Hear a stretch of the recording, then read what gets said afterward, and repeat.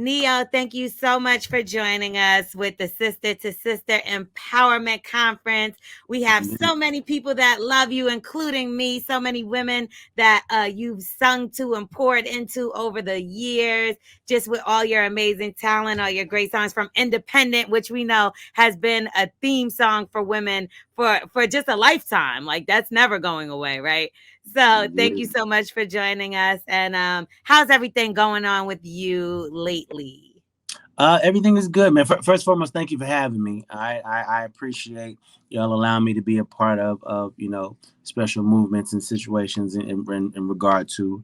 Um, I was raised by a house full of women, so I learned the strength of a woman early on, and not just physical strength, but the mental strength, the emotional strength, of a woman very very early on. I learned to be a listener as opposed to a talker very very early on. Um, and yeah, I've just always had the utmost respect for, women who were not so much waiting to be rescued as opposed to getting up and just getting it done themselves, like on some, you know what, let's make it happen. Those are the kind of Right. women that I grew up around. That's who Miss Independent is about. You know what I'm saying? I didn't write it about somebody I was dating. I wrote it about my mother and my aunt and my grandmother, and these women. So, Right. yeah, I appreciate y'all allowing me to be a part of what y'all are doing in any way. Absolutely. And I feel like that tends to be the narrative sometimes when it comes to women. People used to really say and put out there like, "Oh, the damsel in distress." You know, Mm, that's mm, the woman that these guys are looking for to save someone or whatever the case. So when you did come out and make it clear, you do it often in your music that you do look more for a strong woman, or you do empower women when you put these kind of things out. So we want to thank you for doing that because that's super big. And you mentioned your mother. And oh yeah. speaking about your mother, you did say just the other day that you have a Christmas album that you're working on that's coming out. And you did this for your mother because she asked you about it. Yeah, yeah.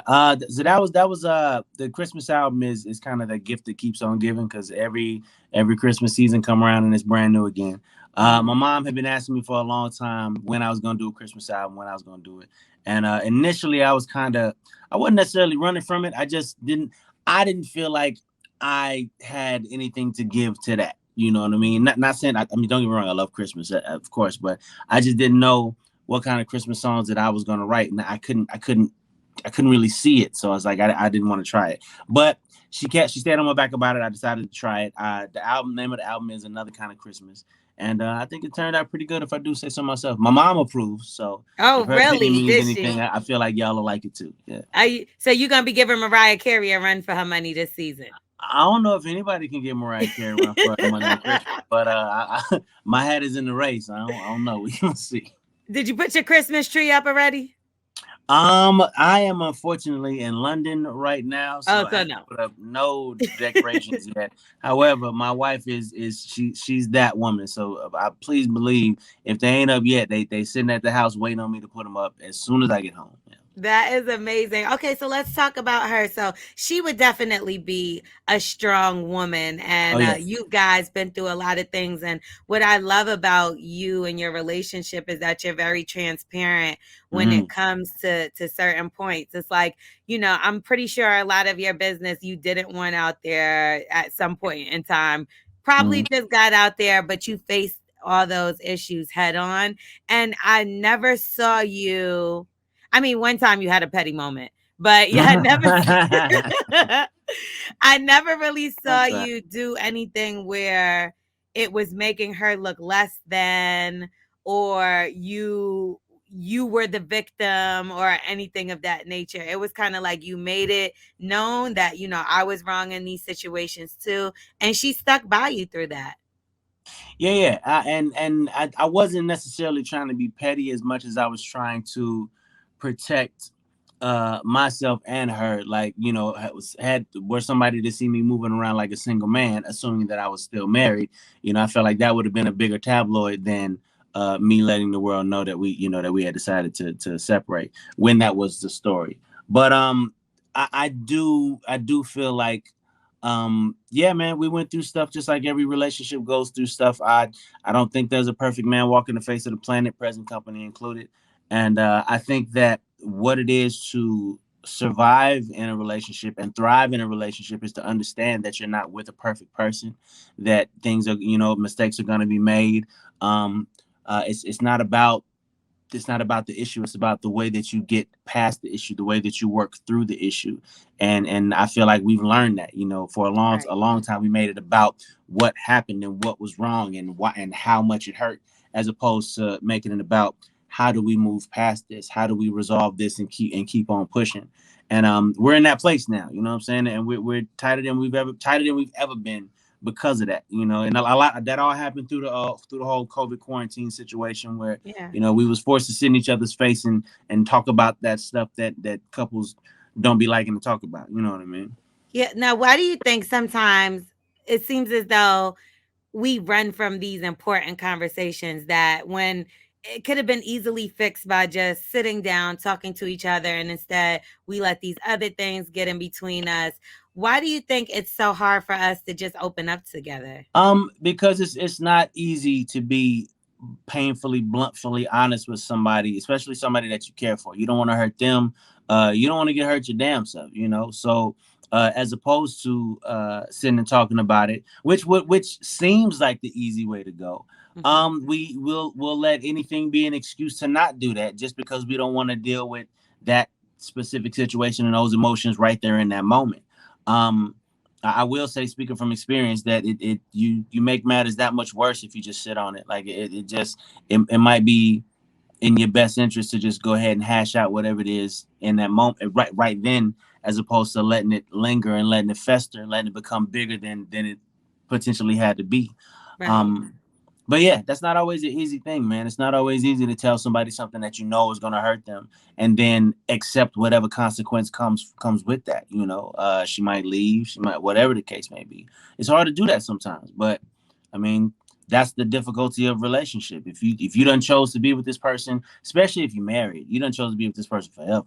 So that make raises the stakes a little bit. It's a little higher now. Now it's worth it to go ahead and go through whatever pain might come from y'all just go ahead and addressing it right then and there. And now you've been in the game for a while as a single man, Mm-hmm. as a boyfriend, as a husband. How difficult was it for you to keep yourself and not change in within marriage and still be Neo and still be who you had to be in your career? Because a lot of people, once they get into these marriages or these relationships, they lose their self and then their career Mm. slips. But you seem to be able to balance the two. Well, I think a lot of that has to do with your partner, has to do with who you with. I think that sometimes what happens is a person will, get with a celebrity or get with an artist, and in the midst of being with that person, they get to meet the real them. You know what I'm saying? Like, Mhm. as opposed to Neo, you get to meet Schaefer, and not saying that there's a major difference between the two, but there are some differences. And if especially considering just what just happened with the quarantine and the whole nine, like, I was at the crib, so you got a whole lot of Schaefer. You know what I mean? Now all of a sudden the world is opening back up, and the request for Neo has come back. So now the schedule's filling back up, and I got to go be Neo again. And it's to a degree a hard pill to swallow, because even I have gotten accustomed to being at home as husband, father, Schaefer, Right. doing that. And now I got to go and be gone for, like, a week, 2 weeks, 3 weeks, whatever the case may be. So it's difficult, but I think understanding who it is you're with, understanding what it is you are saying you're okay with when you decide to be with an artist. It's not a regular life. I'm gonna be just to keep it all the way funky. It's not a regular life. It takes strength in areas that it may not be required being with other people, and anybody that's in a successful relationship with an artist, it just speaks to the mental strength of that person, the emotional strength of that person. It's certain things that you have to understand. The same way you love this person is the same way that these fans idolize, adore this person, whatever the case may be. Sometimes they get disrespectful. It's something that you got to deal with and Right. understand. You know what I mean? But it's all part of it. It's all part of it. You have to be in the right mind state to know, all right, this girl just grabbed my man. Let me not, let me not go there. Mm-hmm. Even if that might have been your first mind to do, you have to understand, hey, that can't happen here. You know what I Right. mean? Because you messing with the church's money, you do that, and that's just the reality of it. So That's it, right. it takes some mental strength to be with somebody in my position. It does. It takes a lot of that, and also we've seen you grow a lot. You had Mm. a past situation with your child's mother, Monietta, and she's now gonna get married, and you're Yeah, man. extremely supportive. And it Oh seems as yeah. though the whole relationship and everything has made a 360. We seen y'all go through troubles and problems, and it was a little looking like y'all were going back and forth, but now it looks as though you guys have figured it out and got into a happy place. How difficult was that, and what was the turning point? I think the difficulty of it came from allowing other people's input into a situation that we honestly should have handled behind closed doors and on our own, which we actually had, and then hearsay and all of that plays a major part in it. But at the end of the day, I think that the moral of the story became just dealing with your own things and being all right with it within yourself. It's like there's still people that run around feeling away, thinking that I done forced somebody to tie some tubes somewhere. Mind you, we don't went on TV 3, 4 different times and said that wasn't the case, and that's not what happened. But there's people that have dedicated themselves to feeling that way and feeling the way about me, and if that's what they want to do, that's what they want to do. Mhm. Meanwhile, we are co-parenting beautifully. I love her fiance. His name is Heath. He's a great guy. He loves my children. You know what I'm saying? He has kids of his own. I love his kids. Like we are happy. And it almost seemed for a minute like people had a problem with the fact that we had figured out how to be happy. It's like, nah, why as black people Mm. must it be baby daddy, baby mama at each other's throat type of situation? Why does it have to be that? We didn't figure out a way for it to not be that. And it felt like we got more hate for that than love. And I'm like, wow. Wow. Well, I guess that's where we live. And you know what that makes you do? It makes you realize that living your life for anybody but you is completely pointless. It don't matter what you do. You can be the nicest person on the face of the planet. You can be a complete jerk. At the end of the day, somebody gonna find a way to feel a way about you. It seems like people wanted us to continue beef and wanted us to continue having negative, feeling negative ways about each other. So basically, all that showed me was living your life for anybody but you is a complete waste of time. Yeah. People don't need a reason to feel a way about you. And if people have dedicated themselves to feeling how they feel about you, that's their problem and not yours. Mhm. So, at this point, everybody's happy. Everybody wakes up every morning with a smile on their face. My kids are healthy and happy. I have no reason to concern myself with any opinions other than the ones, I right in know my that's right. That general matter. circle. Okay. Yeah, there it is. That's how I feel about it. And And you are that's going to the wedding, right? I'm not. The wedding is actually happening. I'm gonna still be here. I'm still here. I'm still here in Oh, London. okay. Yeah, Okay. but I Well, would have a million% been there. I would have absolutely been there I because believe you. I'm really happy for them. I really dig. Oh boy, like that's folks. You know what I'm saying? We in a good That's so space. We're in a dope. real good space. That's so dope. So okay, lastly, I'm gonna let you go, but I want to say I feel like Black women we're getting so much. I'm not gonna say heat, but it's like anytime we do anything, it's always like a big deal in a negative way, and sometimes you don't feel like we're always protected by our Black men. Mm. I feel like we done marched, we done got shot, eaten by dogs for our Black men. You know what I mean? But when it comes to returning the favor, sometimes it doesn't seem as though it's equal. What's something that you would say to other Black men out there to kind of help out Black women who we are becoming the most successful with with new small businesses, things of that nature, just stepping out and doing more things. What's something that you can say to Black men out there to help support their sisters?